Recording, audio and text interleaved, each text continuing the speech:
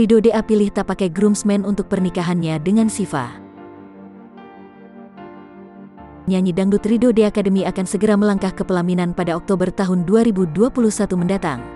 Kembaran Rizky itu telah melakukan beberapa persiapan jelang pernikahan. Semakin dekat hari H, persiapan sudah selesai dan tinggal menyebar undangan. Alhamdulillah tinggal go, nyebarin undangan juga insya Allah minggu-minggu ini, ujar Ridho dikutip dari YouTube Star Story, Selasa tanggal 28 September tahun 2021.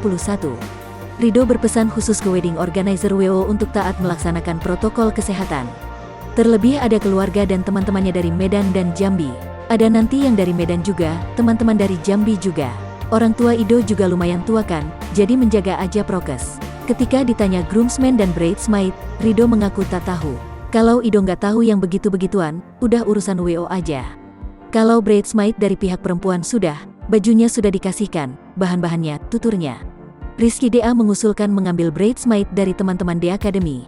Nggak ada kayaknya, Iki ngusulinnya teman-teman DA cuma kalau mengingat waktunya teman-teman DA takut waktunya pada sibuk, ujar Ridho. Udah diusulin segala macam, meeting segala macam. Kembali ke Ido yang punya hajat, kita kan cuma memberitahu ini lo, tambah Rizky.